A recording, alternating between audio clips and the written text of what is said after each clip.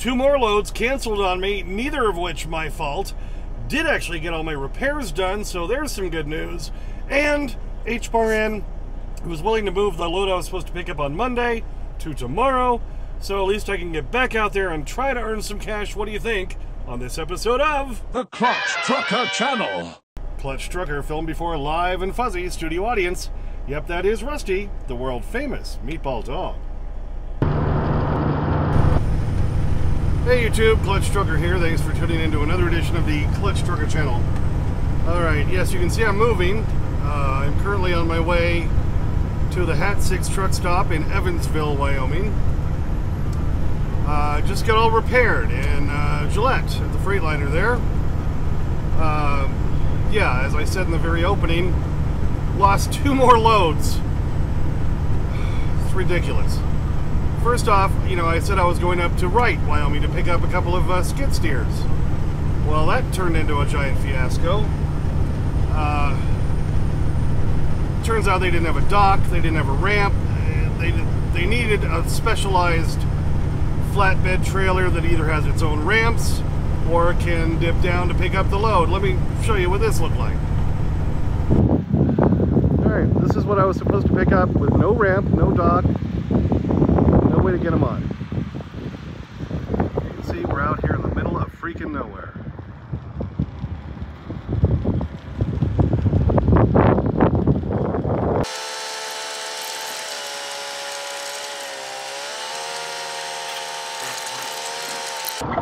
Alright, so here's where I have to turn around, right next to this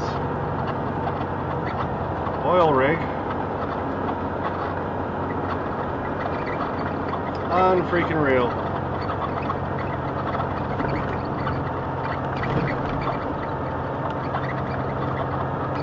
They needed a specialized flatbed that has its own ramps or can tip down to load them on. Don't know why in the hell they called for a drive-in. And now the broker won't answer.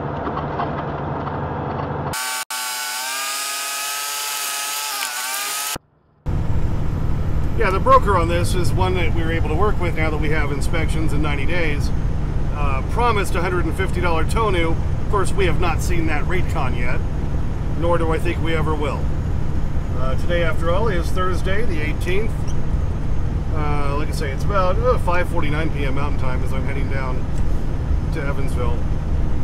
So by the time, just trying to get to the place, they gave us the coordinates which were wrong.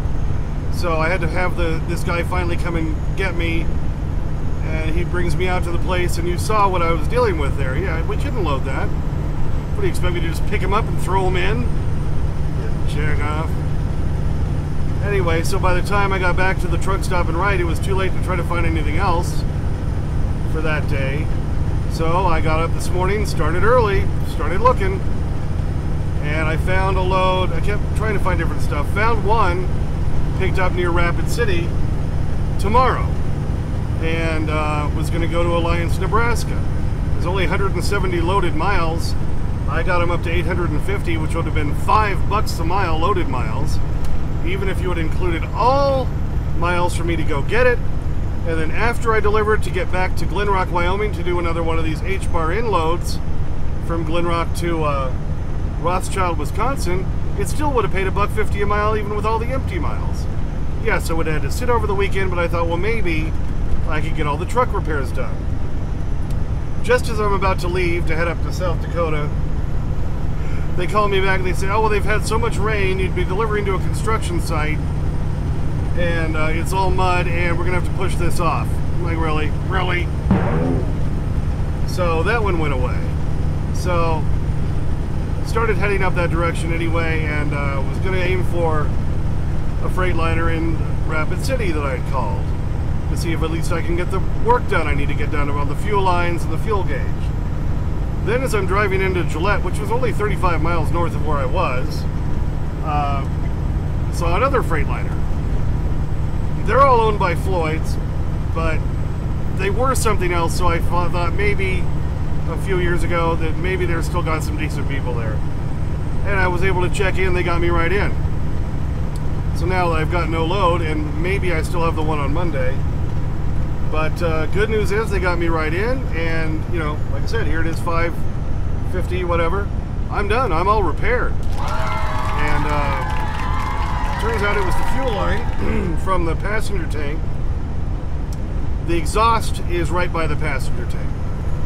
And somehow a zip line holding the fuel line up in place away from the exhaust line broke. And the fuel line dropped and melted. You can see it right there. I'll show a better picture of both of these. So it melted two sections of the fuel line. Luckily, did it in such a way that it pinched them off. So that's how I was still able to keep driving. Because the mechanic was telling me normally if that happens, it just sucks air and you've got no fuel at all and you're dead in the water wherever that happened. Luckily, it got pinched off. That's how I was able to keep driving. That's why I wasn't really sure what the issue was. And I was at least able to still use my driver's side tank. So, I guess that was lucky there. I spent $1,000 on Tuesday getting a new fuel pump, which I didn't necessarily need.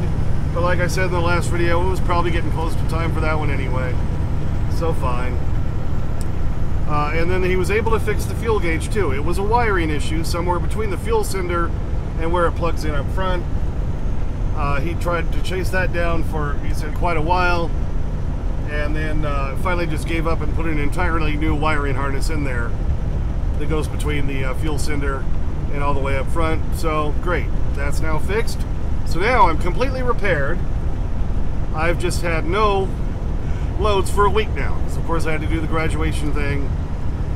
So I've spent roughly about over $3,400 in repairs this week, and I've made no money. Yeah. But now at least everything is fixed. I don't have to go too far. It's a couple-hour drive down here to Evansville. It's where I'll stay tonight at the Hat 6.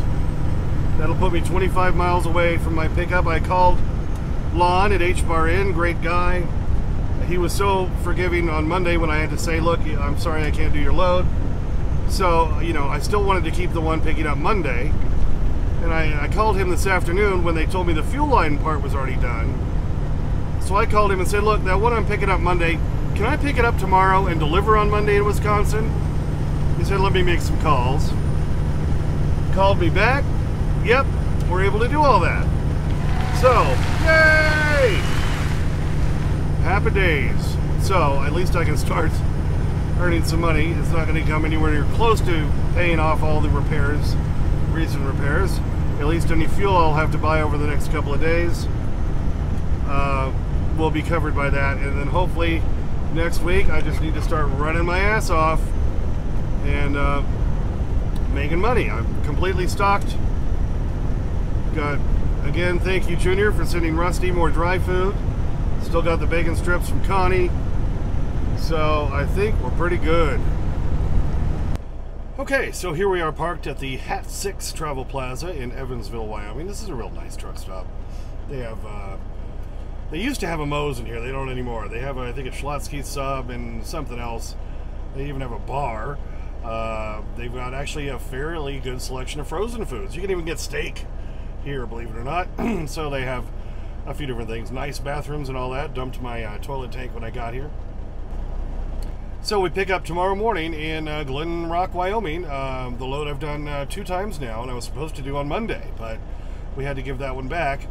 And of course then all these other loads that fell apart through no fault of my own. You saw about the whole skid steer one, and the other one was the broker said it's all mud there that I was supposed to pick up near Rapid City going to Alliance. So at least I was able to get H-Bar in to move the one for next Monday that I had booked to tomorrow, so that way I can just keep rolling.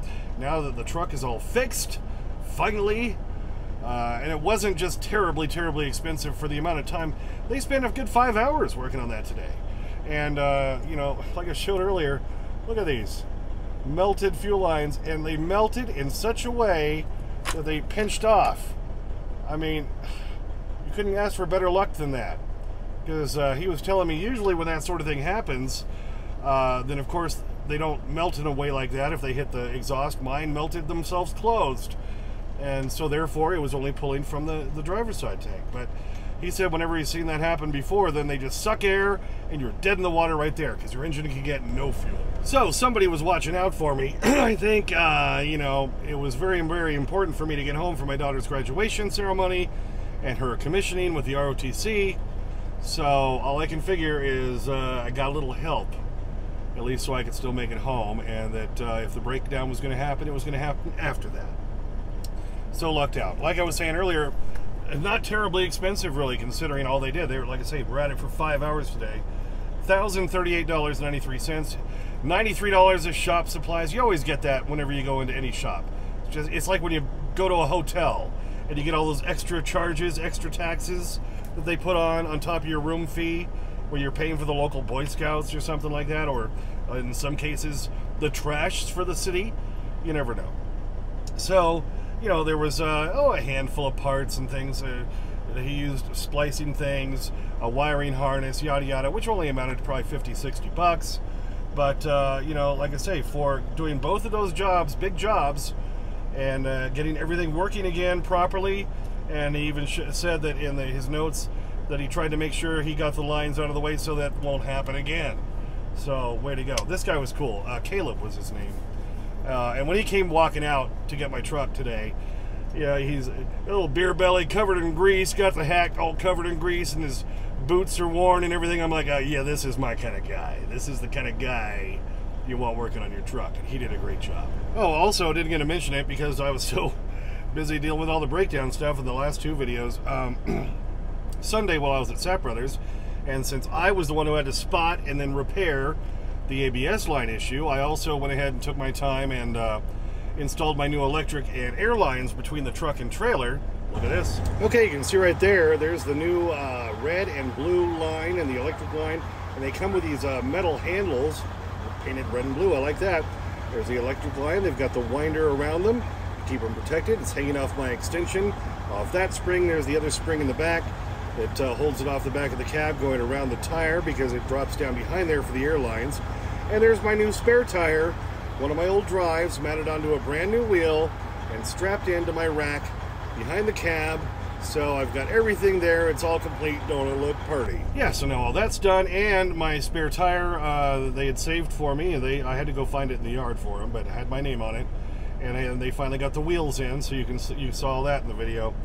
So I got all that done. So now that's all complete. We're kind of getting there, baby. So, you know, if you're considering being an owner-operator, if you watch my videos at all, you know, I don't hide things. I don't say, oh yeah, life's perfect and I'm making all this kind of money. No, you know, right now I'm dying. I'm bleeding profusely. And so I've got to out there and run my butt off. Hopefully the truck will stay together long enough. And, you know, and for those of you who keep saying, well, you just need to get rid of that ugly truck and buy a new one. Yeah, no, I'm not going to take on a $4,000 a month payment at this point. Are you crazy? This thing's paid for. Even if I spend $2 grand every month, which would, you know, yeah, this one was more this week, and like last month I spent over $5 grand, whatever. But if you put it together over time, I'm still paying less than I would with a new truck. And not to mention, you still got to replace tires on a new truck, shocks. You have airline and electric line issues. It's not going to be that much better. And I remodeled this thing the way it's now like a little mini house. No, I'm not giving this up. Sorry. Here, you got the inside of that truck so done up, it's like me when I'm selling my propane and propane accessories. Right, Bobby? Well, and now that I have a working fuel gauge again, I can see how much fuel I actually have right now. And I got a brand new fuel sender on there telling the gauge where it's at. I'm just a little hair below a half tank right now, which is about exactly where I need to be to pick up this load of lignite tomorrow in Glen Rock, because that's heavy. It's about 43,000 pounds. I can take 42.5 on this truck ever since the remodel with full tanks. So when I show up with a half tank, well, I can you know, do more than 43,000, and I can still be legal and make it work. I just can't fill up completely after I load up. I should have enough fuel to make it to Glen Rock, get the load, and make it all the way over to Hot Springs, South Dakota, to where there's a TA Express. And I'll put in as much fuel as I can at that point to hopefully get me over into Minnesota and Wisconsin, where the fuel's also cheaper than it is here in Wyoming. What do you think? I tell you, huge relief. Big weight taken off my head, baby. Yeah, much relieved now that everything is finally fixed on this truck. Well, not everything. I got a couple minor, like my rear bunk blower thing. I still have not had a chance to fix that issue, but that's a minor thing. Everything else is done. So I've got a little leak thing under my sink that I got to fix. These are minor little things. Nothing that DOT is going to care about. So they don't care if you have air conditioning in your back bunk area, you know. But anyway, so much relieved now that everything's done. Hopefully I'll get a reprieve from any breakdowns for a while, so I can just get out there and earn some money for the family. That's what I got to do. I got to bring home the cash, baby. Bring home the scratch. And I've neglected to do this in the last couple of videos because of everything going on, but I know everyone's been saying they really like where I'm showing on the map where everything is. So here's where I am right now at the Hat 6 Travel Plaza. See, it says it right there in Evansville, Wyoming, just east of Casper. There's where I was this morning in Wright, Wyoming. Went up to Gillette, got all the repairs done, came back down, went across 387 down this way, popped into Casper, and now here I'm parked. Tomorrow, there's my pickup in Glenrock. We go down across here to Orange Junction, Lusk, Wyoming, No Name, where that rest area is, where I had the nor'easter blowing up my butt last week. Go over there to Hot Springs, to the TA Express. I'll top off some fuel. We go through Rapid City, and then we make our way all the way across I-90, as you can see, through South Dakota, Sioux Falls, there, right there, we hit Minnesota, and then I take that Highway 60, I believe it is, up there to the Twin Cities, across to where I deliver in Rothschild, Wisconsin, just south of Wausau. Well, thanks for tuning in for that one. Yeah, some good, some bad, and at least overall, we're all repaired and back on the road, so that's all we can ask for, right, Mr. Yawnhead? Boy, you're tired today. Well, we were outside wandering around all day while we were waiting for the repair to be done. So we circled that building, what, 5 or 6 times? Something like that, Rusty? Yeah. So you're ready for bed now, but you want your begging strip first, don't you? Begging strip. I said it. Yep. Oh, I know. Yes, he butters me up. Thanks for tuning in. Please subscribe. Please like and comment. I get your comments as soon as I can. Sometimes takes a few days because I'm a working truck driver. Clutch Trucker on Instagram, Clutch Trucker on Twitter, where I always put Rusty stuff. And as always, sniff that magic YouTube fairy dust. Clutch and Rusty, out. There's your mother flipping driving test. You are an excellent driver, Mr. Bobby. Rawr, rawr. Quiet down, Karen. Quiet down. Okay, come down here first. And there it goes. All right, yes, happy dog. All over the begging strip. He's all over the begging strip. Gave him something else and he'll say no. He's all over that begging strip. Gotta love it. Well, I'm in a better mood now that I'm all repaired. Rusty, he's in a good mood as long as he gets his begging strips. There you go. Oh, yes. It's the best part of being a dog there, Dad. The begging strip. Oh, yeah. Oh, yeah.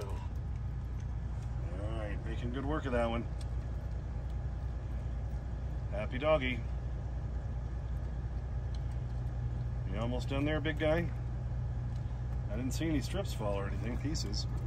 Nope, still chewing. All right, happy dog look. Come on, Rusty. Look up here. Hello, Rusty.